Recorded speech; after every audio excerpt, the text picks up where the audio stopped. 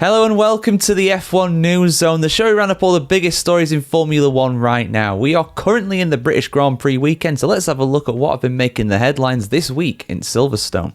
This week we explain the situation around Valtteri Bottas potentially joining Alpine. Lewis Hamilton has urged the F1 movie filmmakers not to rush a potential sequel to the blockbuster hit, and we bring you all of the action from qualifying today at Silverstone.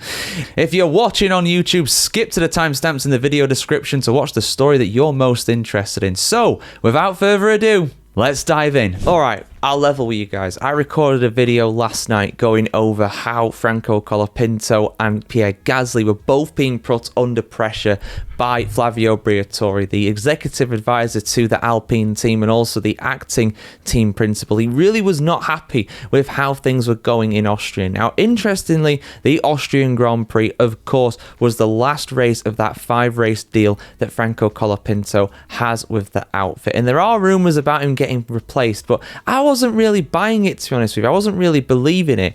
And then I heard that Valtteri Bottas might well go to Alpine, in effect on loan from Mercedes. Of course, Bottas these days is the third and reserve driver for Mercedes. Is also a testing driver and reserve driver just in case any drivers at McLaren or Williams have problems. There are even rumours when Lance Stroll obviously had his incident and had his wrist injury that Bottas could have stepped up for the Canadian Grand Prix. As it was, Stroll was fit enough to actually start that race, but the rumours about Bottas making his way back to Formula 1 even before 2026 in some kind of race seat, whether that's a temporary capacity or whatever, is really intensifying. And these rumours about Bottas going to Alpine, they are not going away.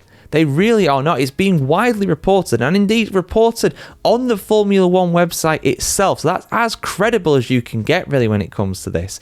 It's been reported on there that Alpine have inquired about Valtteri Bottas' services. Can he actually make a race start? Can he super sub in and do the rest of the season potentially? And this is a deal that might well happen. I can honestly see it happening looking at this, because if they've actually inquired about it, if there's actually a way to get Franco Colapinto out of that seat, I think they will do it. Now, we don't know about all the sponsorship deals and stuff like that, what happens to that, but even with that in mind, $20 million obviously is a lot of money, but you think about what Alpine might lose out on this season. And before we get too much into the deal itself, I don't think that on the face of things that Colapinto is the main problem here. But let me just go into what Bottas might actually do with this, whether he will actually go to Alpine, whether he'll want to go to Alpine or not. Because from what the reports are saying, it does sound as though Alpine have inquired about Bottas' services and Mercedes have said, yeah, he's available. If you want to loan him in, you can. Toto Wolff and Valtteri Bottas obviously have a very good working relationship. You know, they really do like each other, and you can tell that because, of course, of how involved Bottas is. Bottas is wanting to get back into Formula 1 full-time. He's not like Ricciardo and he's just left and he just wants to stay gone, which is absolutely no problem with that, by the way. I'm not saying that Ricciardo's done the wrong thing there. I totally understand and respect his decision, but it is clear that Ricciardo wants nothing to do with Formula 1 these days, you know, and I don't blame him really with the way that it all ended for him. Bottas, though, feels like he's still got something to prove. He got ousted from Sauber. It was not his decision. He wants to get back into a race seat in 2026. And what better audition than going into a team, albeit, of course, a struggling team, but a race seat. There's only 20 of them on offer. And next year there's 22. So Bottas having that audition kind of swing the pendulum in his way in terms of actually getting race seat for 2026.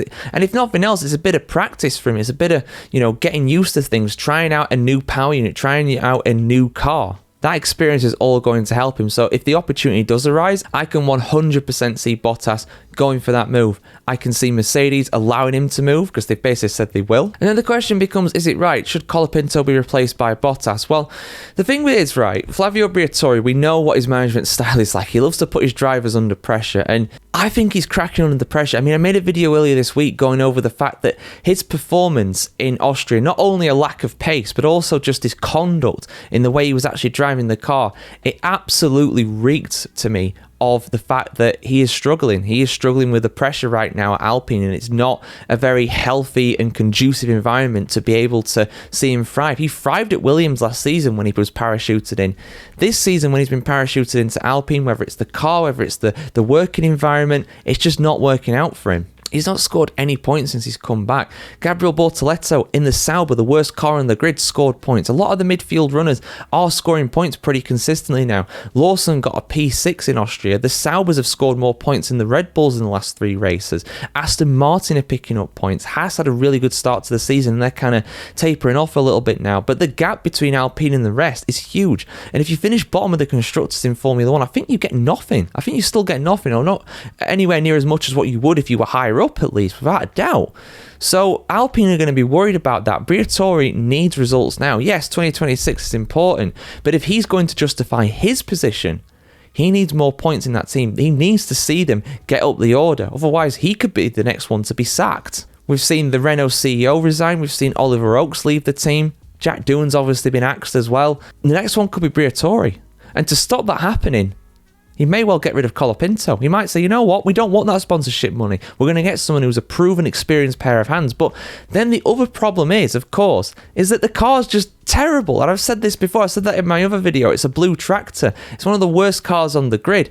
You can put Bottas in that car, all right, but even he and Pierre Gasly, they won't be able to pull off miracles in that thing, especially with Bottas not racing for half a season and needing to get up to speed with the car and the team and everything. It's not easy. You know, he's not had any interaction with Alpine before. He's never been an Alpine or a Renault Formula 1 driver at any point in his career. He's been Mercedes, he's been Williams, and he's been Sauber, and that's it. So, man, honestly, I really do think that sensible heads should prevail and Colapinto should be given some more time. But honestly, I generally think, because we've got a 3-week gap now coming up after the British Grand Prix, it wouldn't surprise me if all these rumours going around that Colapinto, the pressure's going to get to him, he's going to make a mistake at Silverstone, or he's not going to score points because that car is not very good, let's be real here. And that will give Flavio the perfect excuse to get rid of him and replace him with Bottas, just like with Miami. You know, that first lap incident with Jack Doohan, that was the perfect opportunity that he was looking for to get rid of Doohan and replace him with Colapinto. And now we could have Bottas in there as well. But they got to be careful, because I believe the rule is they are only allowed to make 2 driver changes throughout a season. Unless, of course, you have extenuating circumstances that somebody is, you know, injured or something like that we had with Daniel Ricciardo a few years ago. Unless you've got something like that, you're only allowed to make 2 changes, I do believe. So this would be their final change. So if Bottas doesn't work out, that's it. That's it, they're finished. And something also to remember as well, what happens if Kimi Antonelli or George Russell get a race ban, get injured or unavailable for any kind of reason, right? I hope that doesn't happen, obviously, but it's a possibility. So what would happen then if one of those two are unavailable? Does Bottas come back to Mercedes for that race? Do Alpine have the right to refuse that? I don't think they would. I think they'd have to give him up. And then who do you put back in the car? Jack Doohan? Paul Aaron? Kush Maini? Ryo Harikawa? Who knows? But yeah, your thoughts are appreciated in the comments as always, guys. Absolutely wild situation at Alpine right now. Like, share, comment, subscribe if you want to see more of this. And do you think Bottas will be in the car for the Belgian Grand Prix, the next round after the British Grand Prix in 3 weeks' time? I think it's very possible, to be honest. So, have you seen the F1 film? I enjoyed it. It was a lot of fun. I did my review earlier in the week here on the channel if you guys want to check that out. But Sir Lewis Hamilton is someone who, of course, features in this film, and he's also a producer on it as well. He was heavily involved in the making of the film, kind of the driving consultant, for lack of a better term, when it comes to that kind of role, really, for that kind of film. Now, a lot of people have been saying with the financial success of the film, it had a really big opening weekend, a bigger opening weekend than Top Gun, and Top Gun Maverick was a massive success and also came from the same people who made the F1 film, and you can absolutely tell with how it was made.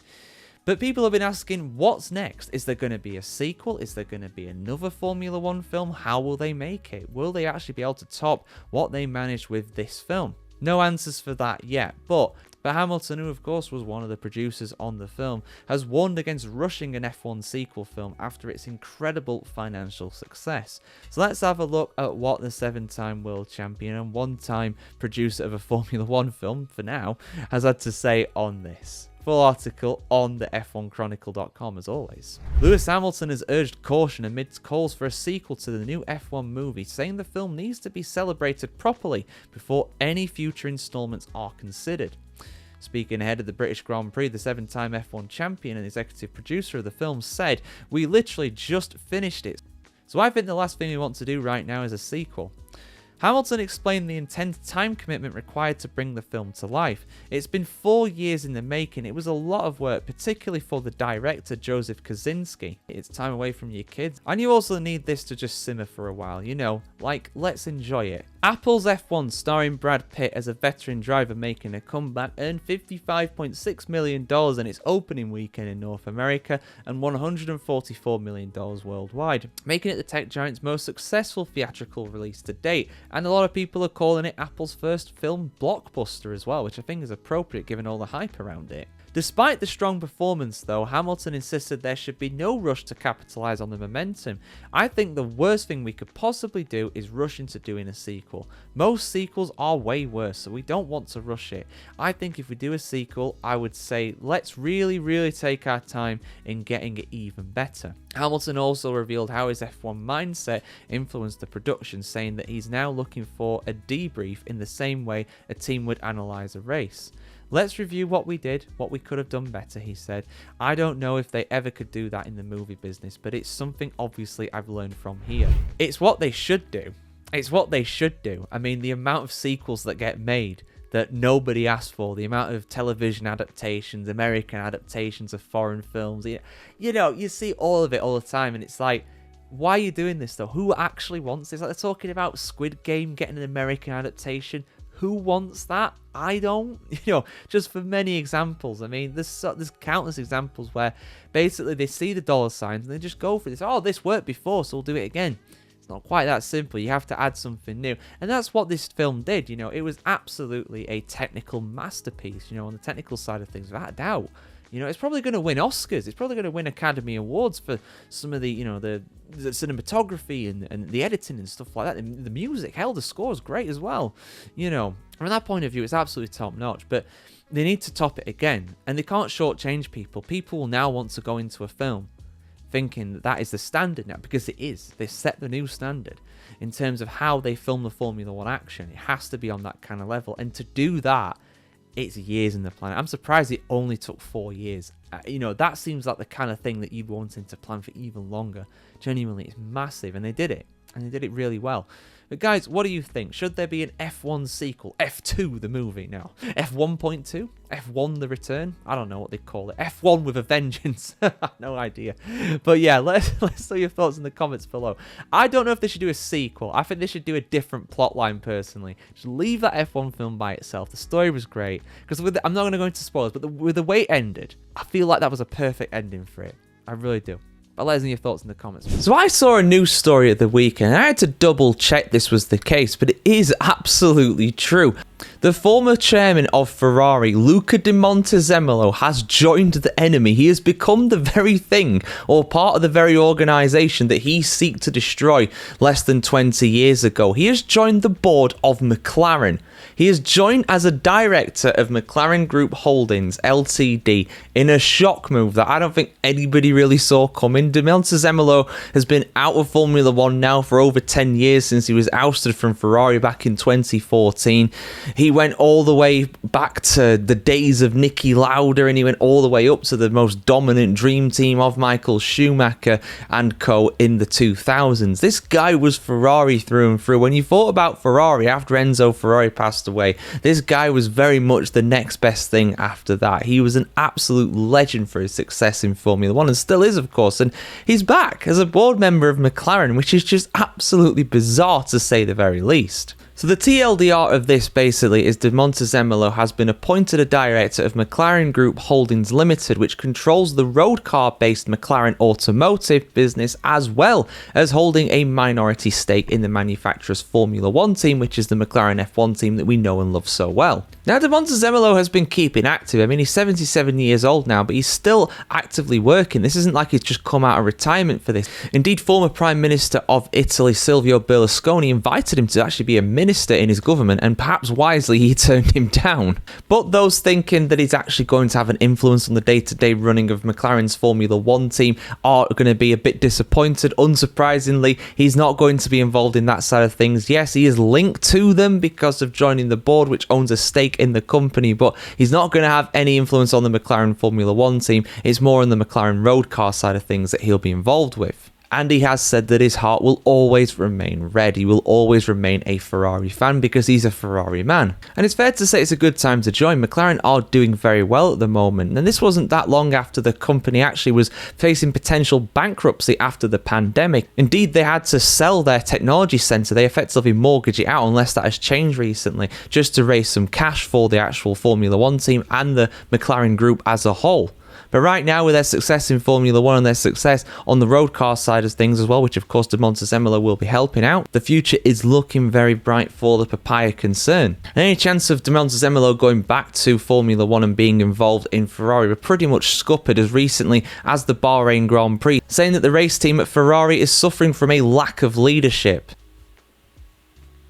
And he's also compounded that misery as well by saying publicly that Hamilton will not win his 8th Formula 1 title with Ferrari. It is not going to happen. But yeah, de Montezemolo joins McLaren. Not the Formula 1 team, the road car team, but still, very interesting development. Makes for a very good headline and an interesting story. Your thoughts in the comments below, guys. Did you see this one coming? Who did? I seriously doubt anybody really saw this coming. Probably de Montezemolo himself wouldn't have seen this coming a few years ago, but here he is. So in case you've missed it, here in the UK, we've obviously got the British Grand Prix coming up this weekend. But on top of that as well, some F1 teams and some F1 higher-ups have actually been visiting the Prime Minister's office here in London. And a quote that's been coming out of Formula 1 recently is that Silverstone should, of course, stay on the calendar forever. It should have a permanent place on the calendar, which I wholeheartedly agree with. And this really is a refreshing difference from a lot of traditional races being booted off in place of ones that we don't really care about but pay more money. You know, look what's happened with Spa. You know, that's going on a rotation deal soon. Look what's happened with Imola. There's going to be a lot more where that came from, of course, too. You know, the Dutch Grand Prix, the last ever Dutch Grand Prix is going to be next year, if I'm not mistaken. There's not going to be another one. But Silverstone, for the longest time, even before the Days of Liberty, it was always on the edge of being thrown off the calendar. Remember, what was it? Was it 1998, 2000, something like that? They held the British Grand Prix in April, and that was all because Bernie Ecclestone, despite being British himself, very much had a vendetta against Silverstone for demanding lower fees when it came to actually hosting the race. And they're just like, right, okay, you can have a race, but it's going to be in April. And it was an absolute mess. It was a nightmare to attend for the fans and everybody because the weather was just abysmal. Even in April, guys, yes, it can be absolutely awful in the UK. Hell, even in the summer. You know, if we even have a summer, it can be really miserable. But usually for the British Grand Prix this time of year, it's pretty good.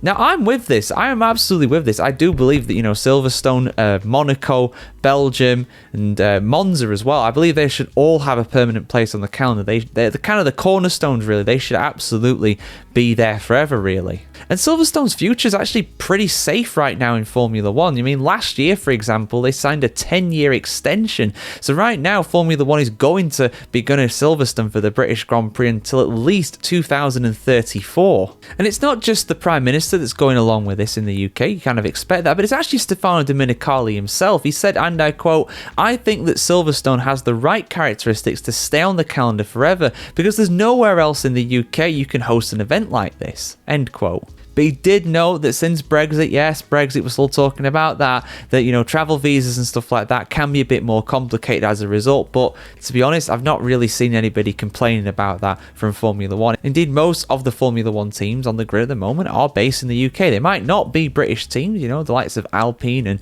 Red Bull Racing, for example, but they are based in the UK. So having a race there in Motorsport Valley, which of course Silverstone is at the centre of, it makes perfect sense. And yeah, for me, it should absolutely stay on the calendar forever. No doubt whatsoever. It's a fantastic racing venue. The fans are brilliant. The weather can always play a part in it. It should just be there, absolutely, in perpetuity, as it were. But yeah, guys, what do you think? Do you think that Silverstone should have a permanent place on the Formula 1 calendar? Does it deserve it? Is it overrated? I want to hear what you have to say in the comments below, as always. So, qualifying around Silverstone today, we really do have an incredible race based off of this, if this is anything to go with. But let's have a look at which drivers did well and which did not, with the 5 things that we learned from British Grand Prix qualifying in 2025. So, Unfortunately, like I've spoken about a number of times here on the channel in recent times, the pressure is really ramping up on Franco Colapinto. He's making rookie errors. I know he is a rookie, but he's making rookie errors where he didn't used to make all these mistakes, and he made a really big one today, unfortunately for him. Literally first time out in Q1. Unfortunately, that's as far as he went. He ended up putting too much power through the car, going through the final right-hander to start the lap before the Hamilton straight. He ran off the track, lost control of the car, through the gravel, into the barrier, out of qualifying, lines up dead last, unfortunately for him.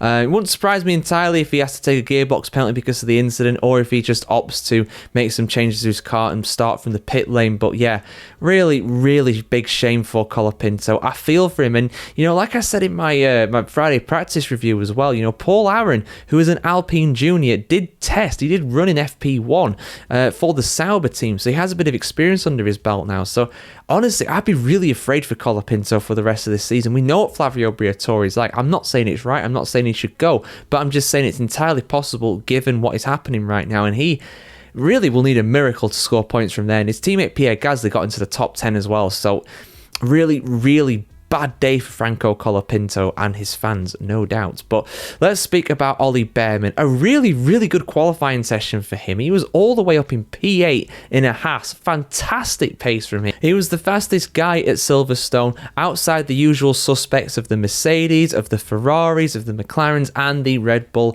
of Max Verstappen. He was all the way up in P8. Seriously impressive for him.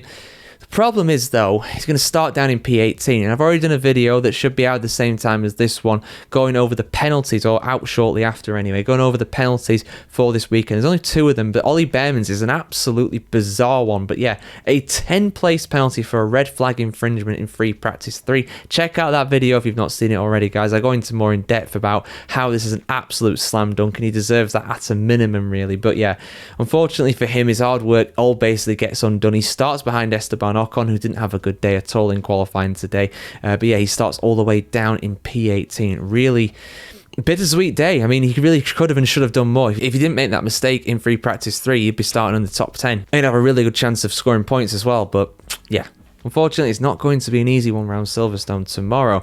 But yeah, Ferrari, they look quick. I mean, they were looking quick in practice. Obviously, Hamilton got the fastest time in FP1, and they looked very strong in FP2. FP3 looked pretty good as well. It was looking really positive for the Maranello concern. And in fairness, they did a good job today in qualifying. Hamilton, for me, probably should have got pole position. He made a very basic error, in my opinion, going into the Vale chicane. He just basically ran too wide on the entry onto the grass and lost a bit of time as a result. Would he have got pole position without that mistake? It's hard to tell, but it definitely cost him a tenth or so. And that's all it took in the end to mean that he didn't end up getting on the front row of the grid. And in fact, he's all the way down in P5. So not really a great day for him. Charles Leclerc just behind him in P6. But the gaps, I mean, I mentioned it's going to be a very close race tomorrow. The gaps from P1, well, I'll get on to who that is very soon, down to P6, who is Charles Leclerc in his Ferrari. It is just over 0.2 of a second. So seriously close. It's going to be a really entertaining race tomorrow, I do think. And we've seen, like in 2022, how these cars really are suited well to this track at Silverstone. But let's talk about the McLarens. They just missed out on pole position today. Oscar Piastri, very solid. Made a mistake, though, going through the final corner. We saw that trip up some other people like Colapinto, and unfortunately just made a slight mistake there. Cost him a tenth of a second. And that is all the difference it was between him and the pole sitter. Lando Norris, meanwhile, he improved with his second lap, which he was one of the few drivers to be able to do that. So he lands up in P3. Very tight between him and his teammate. George Russell, shout out to him very briefly in P4. Really impressive today. No doubt about that. Pole position. You already know who it is. You've got to know by now. If you've not already seen the news, you'll probably have surmised that it's got to be Max Verstappen. Final thing that we learned, Max Verstappen produces when it is required. What a lap by him. I mean, he was quick all through qualifying. He set the joint fastest time in FP2 alongside Oscar Piastri. Literally the same to a thousandth of a second. Seriously quick. Unbelievable lap by him. Can he convert it to a victory tomorrow? I mean, I wouldn't rule it out. I don't think it's particularly likely. I do feel like the McLarens probably have the edge in terms of race pace. pace. But, you know, George Russell's Mercedes is going to be in there. The Ferraris are going to be in there. You can't really even count out the likes of Kimi Antonelli either. I mean, it's unbelievable how close that leading pack are. I really do think they're going to have a fantastic race tomorrow, and I'm all here for it. I really, really am. Don't even count out Fernando Alonso either. P7 he lines up. He qualified in P9, but a few guys ahead of him do lose out because of those penalties. So, yeah, really, really entertaining qualifying session. It was kind of hinting at maybe raining at some point. Didn't really rain enough to get out of the intermediates or cause problems for the drivers, but maybe that played a role in the likes of Piastri and Colapinto getting unstuck going through the final corner. So yeah, your thoughts as always in the comments below are appreciated, guys. Like, share, comment, subscribe as always if you want to see more like this, and we will see you soon for the Silverstone Grand Prix tomorrow. I've got F1 News Zone coming up in the morning as well. I mean, this is going to be the end of it anyway, so if you're watching that, hello, welcome. But yeah, if you're not, that'll be out tomorrow. So yeah, have a great time, guys, and we'll see you very soon for much more content on the world of Formula 1, just like this.